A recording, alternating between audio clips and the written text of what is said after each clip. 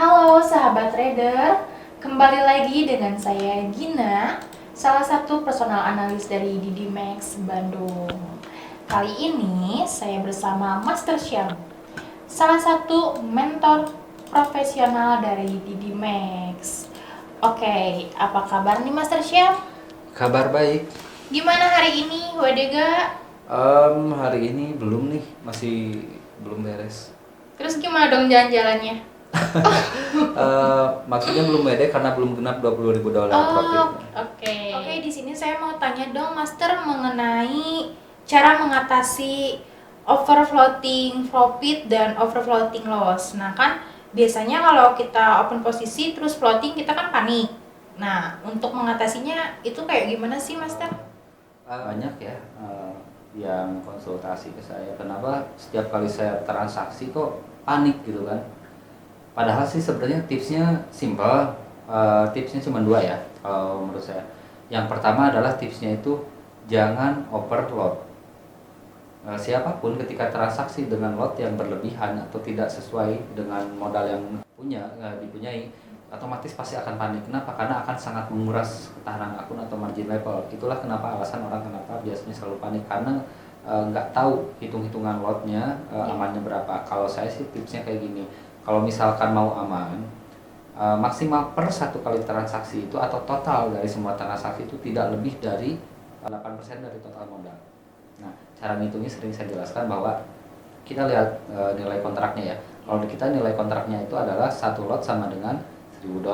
Jadi kalau misalkan kita punya modal $10.000, nah transaksi dengan lot 1.00 artinya kita sudah menggunakan $1.000 atau 10% dari modalnya, itu sudah kurang sehat untuk tradingnya. Maka biasanya kalau misalkan transaksi seperti itu langsung akan panik karena floatingnya juga akan besar, apalagi untuk pemula. Itu yang pertama.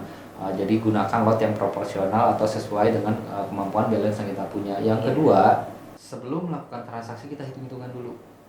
Nah, dalam artian gini, banyak orang yang masih melakukan seperti ini.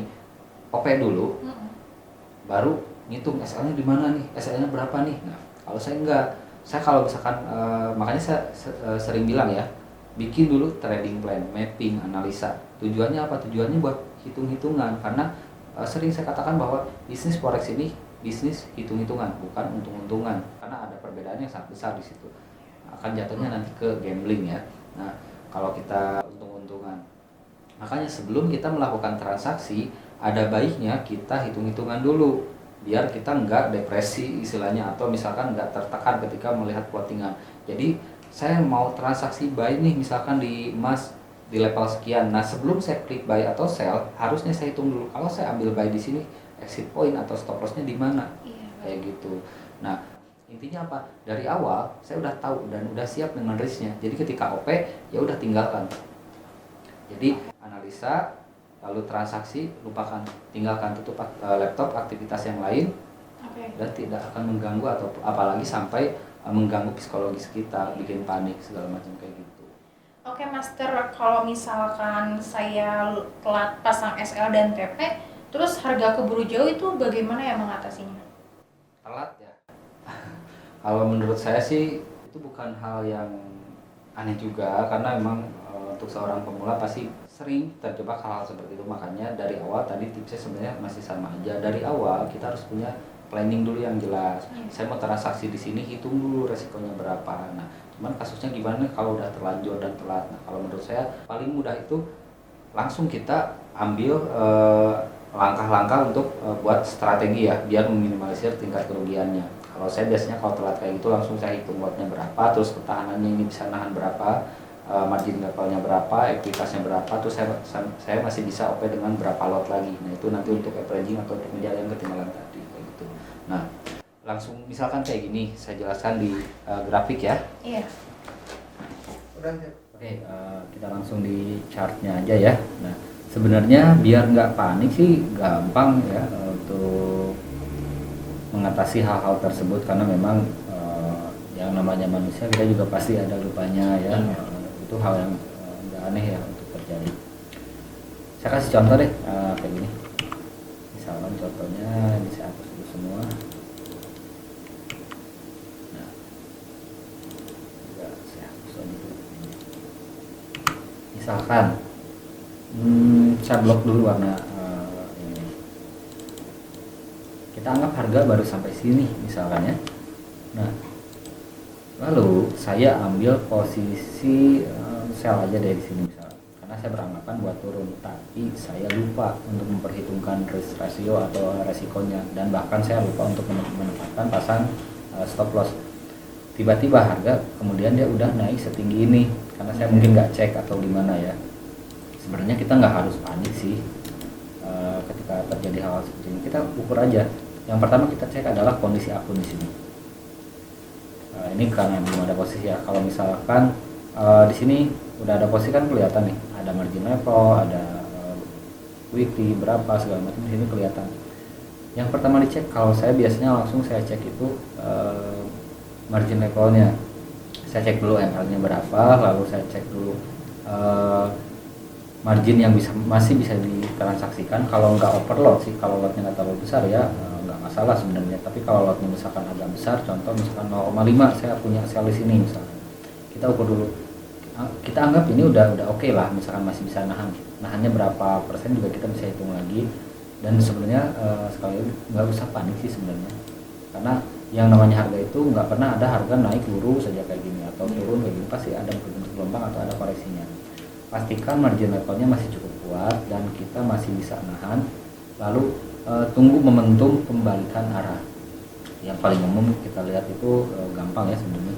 Kita bisa lihat aja, oh iya di sini mulai terbentuk engulfing, atau misalkan oh iya saya lihat indikator ini udah mulai di titik jenuh. Oh iya saya menggunakan misalkan apalagi Bollinger Band udah di atas, atau misalkan udah ada yang close di bawah lower band misalkan, atau yang lainnya boleh.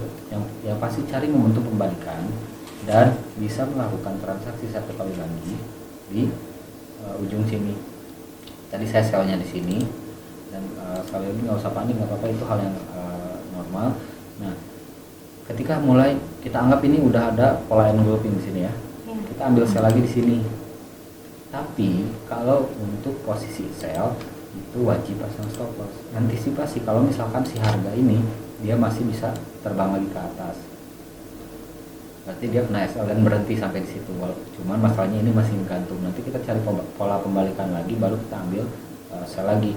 Nah, itu kalau skenario terburuk yang terjadi, kita averaging buat ngejar yang sell yang di bawah tapi malah naik lagi, tapi udah kena stop loss, berhenti masalahnya sampai di situ, nggak akan berkepanjangan, nggak akan nambah beban ke akun. Wajib pasang stop loss kalau seperti itu. Nah, tapi kalau misalkan ini valid, dia turun ke bawah, ya udah sebenarnya turun setengahnya aja sampai sini, sebenarnya udah nutup yang bawah kayak gitu, udah nutup yang bawah dan memang udah bisa di close dua-duanya, aman sebenarnya. Pasti makanya dari awal saya selalu menyarankan kalau yang bagus itu ya modal itu ya sebesar-besarnya. Kenapa? Karena untuk mengantisipasi hal-hal seperti ini. Jadi ketika kita salah melakukan tindakan itu nggak fatal gitu kan. Walaupun salah arah pun kita masih bisa menyelamatkan, nggak harus tutup dalam kondisi minus. Karena market kita udah tahu ya, naik dan turun dan akan selalu seperti itu. Seperti itu sih sebenarnya, simple aja. Yang pertama mungkin paling penting itu jangan panik. Intinya itu yang paling penting, jangan panik. Lalu buat trading plan-nya. Kalau trading plan yang saya berikan itu seperti itu, nggak terlalu rumit. Yang pasti tinggal disiplinnya kita aja. Kalau misalkan bisa disiplin ya, atau kalau nggak disiplin itu bisa bahaya juga. Saya lagi di sini buat ngejar sell yang di bawah, tapi nggak pasang stop loss, harga naik lagi, malah nambah beban, nambah masalah lagi kayak gitu. Oh gitu Master, kalau kita over floating loss, terus kalau misalnya kita over floating profit itu gimana? Over floating profit ya, sebenarnya. Nah, kalau ini jarang terjadi sebenarnya, agak susah, tapi bisa sih sebenarnya kalau mau seperti itu. Biasanya yang seperti ini tuh orang-orang yang style tradingnya itu long term atau swing trade bisa dikatakan, dan untuk jangka panjang lah. Dan memang orang-orang yang bisa seperti itu biasanya orang-orang yang sudah berpengalaman dan sudah cukup ilmunya untuk melakukan hal seperti itu. Karena kelebihannya sendiri sih kalau misalkan kayak gitu, lebih santai, nanti kita tradingnya itu lebih santai, lebih low risk ya, dan lebih terkontrol nanti itu. Cuman saya sendiri masih merasakan ya tantangannya itu di style trading seperti itu tuh kadang greedy-nya itu yang susah loh, atau serakahnya itu ketika kita udah profit, oh pengen besar ya akhirnya balik minus. Nah, Cuman ada tipsnya juga sih sebenarnya. Saya contohkan misalkan di sini ada grafik ini. Nah, kalau misalkan sama tadi kan kita salah ambil posisi sell di sini malah naik. Nah, gimana kalau misalkan tadi saya ambil posisi buy di sini dan betul harga naik? Kadang kita bingung juga ini close jangan sih karena udah over gitu kan, profitnya biasanya cari 20-30 pip, ini udah dapat misalkan 50, 100 atau bahkan 200 pip misalkan. Nah, itu hal yang bagus sebenarnya, cuman kita juga harus membatasi dalam artian harga nggak bisa dipastikan 100%. Kalau misalkan udah baik kayak gini, ini udah running profit, harga tiba-tiba balik lagi ke bawah kayak gini, kan balik lagi jadi minus, betul kan? Nah, kalau harga balik lagi jadi minus kayak gini, rugi dong. Yang tadi udah profit besar malah jadi balik jadi minus. Nah, makanya biar nggak jadi minus ada yang namanya trailing stop atau SL plus. Nah, mungkin udah pernah dengar ya. Nah, itu untuk mengunci profit biar nggak balik jadi minus kalau untuk yang trading jangka panjang atau di hold ya profitnya. Contoh saya ambil baik di sini, harga udah sampai atas ini kan otomatis udah profit ya, udah running ya, tapi belum kita close, belum kita liquid. Nah, biar nggak balik jadi minus, antisipasi harga tiba-tiba turun lagi ke bawah seperti itu. Nah, kita antisipasinya adalah pasang stop loss plus atau trailing stop. Nah, kalau yang SL plus dulu nih, kalau SL plus tuh sebenarnya kalau buy-nya di sini tadinya SL-nya kita misalkan pasang di sini di bawah ya. Nah, SL ini kalau udah running jauh seperti ini ini sebenarnya bisa digeser ke atas seperti ini.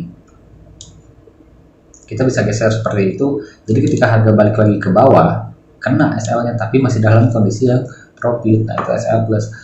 Trailing stop juga sama sebenarnya, ada caranya, cuman harus dengan posisi atau kondisi yang memang sedang berjalan atau running ya. Nah, kalau trailing stop itu sama bedanya, kalau tadi SL plus kan dia diam di sini ya. Kalau trailing stop itu kan dia ngikutin, kalau harga misalkan makin naik, ini juga trailing stop akan ngikutin lagi. Nah, ketika harga tiba-tiba turun, ini juga akan ikut turun dan menyentuh level posisi kita, maka otomatis akan tutup kayak gitu. Cuman kalau saya lebih menyarankan untuk stop loss plus ya, karena lebih jelas gitu profitnya bakal dapat berapa ya segitu. Dan saran saya sih sebenarnya kalau misalnya untuk melakukan transaksi jangan sampai overloading profit ataupun loss, apalagi sampai overload, itu berbahaya sebenarnya. Kita lebih baik cari sistem trading yang menurut kita nyaman dan memang hasilnya juga bisa konsisten, itu udah cukup, udah lebih dari cukup. Karena saya sendiri sekarang meluangkan waktu untuk melakukan transaksi itu nggak terlalu banyak, paling per hari 1-2 jam itu cukup. Jadi nggak seharian di depan layar kalau bukan buat kebutuhan, untuk analisa ya buat teman-teman. Nah, karena kalau saya sendiri terlalu banyak di depan layar, mungkin aktivitas saya nggak akan bisa seperti ini. Saya nggak akan bisa berhadapan dengan member-member kita gitu kan, nggak akan memberikan edukasi, pasti waktunya akan habis di sini karena panik lah atau takut atau nggak tenang ditinggalin ya. Nggak akan bisa seperti itu kalau misalnya. Makanya saya melakukan sistem trading yang harus ada hitung-hitungan yang jelas dari awal dan melakukan pembatasan kerugian dan keuntungan biar berjalan secara otomatis dan saya tinggal lihat hasilnya. Oke, luar biasa sekali, kita bisa dapat ilmu langsung dari mentor profesional di Max. Terima kasih Master Syam. Jangan lupa WD. Siap. Untuk teman-teman jangan lupa like, share, and subscribe channel YouTube kami. Didi Max, we are number one.